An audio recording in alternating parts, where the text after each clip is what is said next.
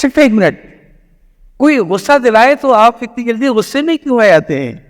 اپنے رد عمل کا اظہار کیوں کرتے ہیں؟ شاید آپ کو اس بات کا یہ افسوس ہو کہ اس نے دیدہ و دانستہ میرے ساتھ شرط، اور شرط بھی اگر ہوتی اکیلے میں کوئی بات نہ تھی، اس نے تو شادی کی تقریب میں سب کے سامنے ایک ایسے بات کہہ دی جیسے میری تسجیل کر رہا ہو. اس نے تو کالج کے اندر تمام دوستوں کے سامنے مجھے حقارت سے پیش آیا. کوئی بھی آپ کا شبہ ہو سکتا ہے اور صحیح بھی سکتا ہے، غلطی ضروری نہیں کہ آپ کا شبہ غلط ہو، ممکن ہے صحیح بھی ہو، لیکن آپ کا طیش میں آنا کیوں ضروری ہے؟ آپ تو اس کے ہاتھوں میں کھیل گئے. وہ تو چاہتا تھا آپ کو طیش دلانا، آپ کو غصہ دلانا، اور آپ نے رد عمل میں جلدی دے کر اس کے کام کو آسان کر دیا. اس لیے کہ وہ تو ایک بہت ہی گھٹیا آدمی تھا جو دیدہ و دانستہ آپ کے ساتھ ہی کر رہا تھا، اور آپ اس سے لڑنے کے لیے اس کے مقام تک نیچے اتر آئے. بھائی نظر انداز کریں نا، نظر انداز کیوں نہیں کرتے ایسے لوگوں کو؟ یہ ایسی ہی بات ہے جیسے صبح صبح آپ نکلے ہیں اور معلوم ہوا کہ گلی میں جو بھنگی صفائی کر رہا تھا اسے جھاڑو ایسا مارا کہ منہ پہ دھول آ گئی، اور آپ اس سے لڑنے کھڑے ہو گئے. اور بھائی گھر پہ جاؤ، بوا 2 بار آ جاؤ، آپ بھنگی سے لڑو گے؟ ہوگا کیا؟ 2 گالی اس نے دے دی، جواب میں 4 گالی آپ نے دے دی. اس سے جھاڑو مارے، آپ نے کچھ ٹھڈے مارے، ممکن ہے آپ جیت گئے. آپ جیتے کہاں، آپ تو ہار گئے اس کے لیول پہ آنے کے بعد. میں آپ لوگوں سے صرف اتنا کہوں گا کہ دیکھیں، کبھی طیش میں آنے کی ضرورت نہیں ہے، کبھی غصے میں آ کر رد عمل دینے کی کوئی ضرورت نہیں ہے.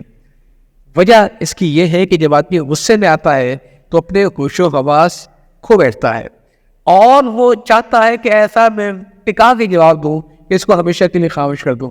یہ مسئلے کا حل نہیں ہے. مسئلے کا حل ہے حکمت عملی. آپ کو یہ جو غم ہے نا کہ 4 لوگوں کے بیچ میں اس نے ذلیل کر دیا، اس نے اپنی اوقات دکھا دی، آپ 3 چکروں میں پڑ گئے. وہ 4 لوگ کون ہیں؟ میں ہوں اور آپ ہیں نا. وہ آپ نے ایک بڑا مشہور قصہ سنا ہوگا کہ ایک ہندو راجا تھا، اس کی بہن کا ہاتھ دیکھا کسی جوتشی نے اور بتایا کہ آپ کی بہن بہت بڑی حکمران ہوگی، ہر جگہ اس کا راج ہوگا، یہ پوری سلطنت اس کی ہوگی. اس راجا کو تو مسئلہ کھڑا ہو گیا. اس نے کہا اس کا مطلب یہ ہوا کہ میرا بہنوئی مجھے مار کے نکال کے پھینک دے گا اور سب چیزوں قبضہ کر لے گا، اور میں اپنا راج پاٹ اپنی بہن کی وجہ سے کھو بیٹھوں گا. تو ایک کوئی عقل مند وزیر تھا وہاں پہ، اس نے کہا کہ حضور ایسا کیجئے کہ آپ اپنی بہن سے شادی کر لیجیے، جو جوتشی نے جو بتایا تھا، جو قسمت کی جو ریکھا تھی وہ پوری ہو جائیں گی، اور راج پاٹ بھی آپ کا رہے گا. راجا مستعد ہوگا کہ کیا بات کہہ رہے ہو، میں اپنی سگی بہن سے شادی کر لوں، دنیا کیا کہے گی؟ اس نے کہا ٹھہریے.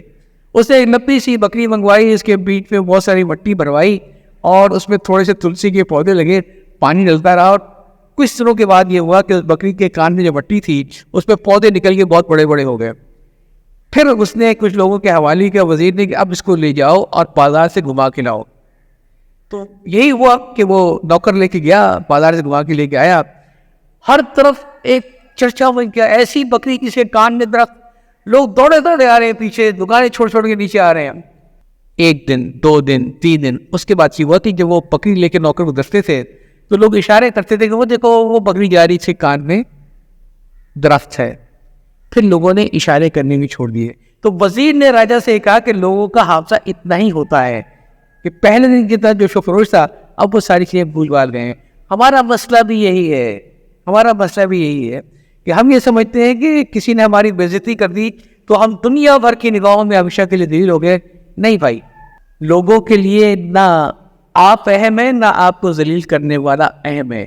اس لمحے موجود میں آپ دونوں ایک ٹاپک ہوتے ہیں لوگوں کے لیے جو مزے لیتے ہیں. آپ کے ٹریپ ہونے کی ضرورت نہیں ہے.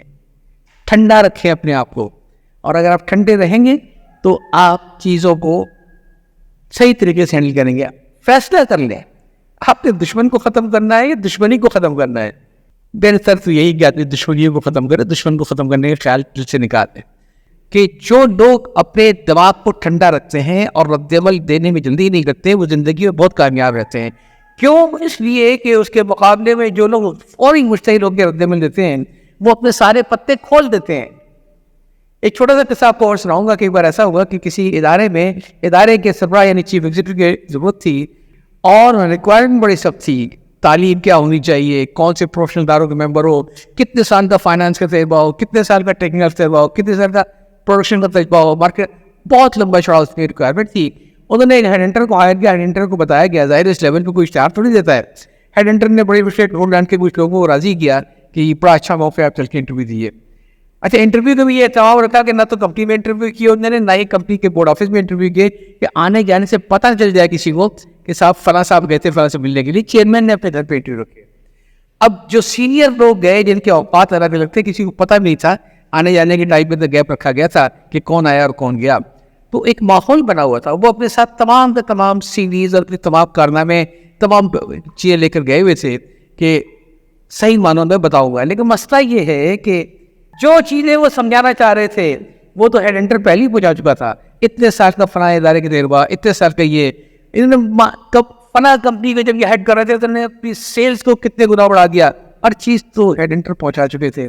لہٰذا جب وہ انٹرویو کے لیے امیدوار پہنچے تھے اس بورڈ روم میں, بورڈ کے سامنے, تو پہلا سوال ان سے بڑا عجیب و غریب سا ہو جاتا تھا. اور وہ سوال یہ تھا بیٹھتے کے ساتھ ہی کہ فرض کیجئے کہ آپ شام کو اپنے گھر گئے ہیں اپنے دوستوں کے ساتھ کوئی ڈرائنگ روم میں بیٹھ کے گپ شپ مارنے کے لیے, الٹے ہاتھ میں جو آپ کا گیسٹ روم ہے وہ کھلا ہوا ہے.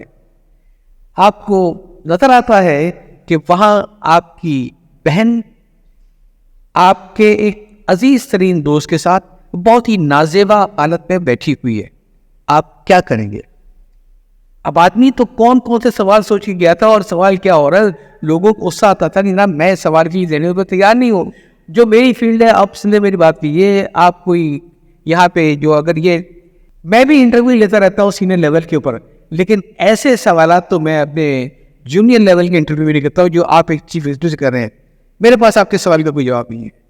کچھ ایسے بھی تھے جو فوری طور پہ طیش میں آ گئے کہ جناب آپ نے ایسا کیسے فرض کر لیا, آپ کون, آپ کو میری بہن کے حوالے سے بات نہیں کہنی چاہیے تھی, میں بہت ہی غیرت مند آدمی ہوں, اور یقیناً کہ اگر خدا نہ خواستہ کبھی ایسا کوئی واقعہ ہو تو میں تو اسی وقت حساب کتاب برابر کر دوں گا. لوگ جواب دے کے جاتے رہے, لیکن جس کو جواب ملی وہ شخص تھا, اس سے بھی وہی ایک سوال ہوا تھا.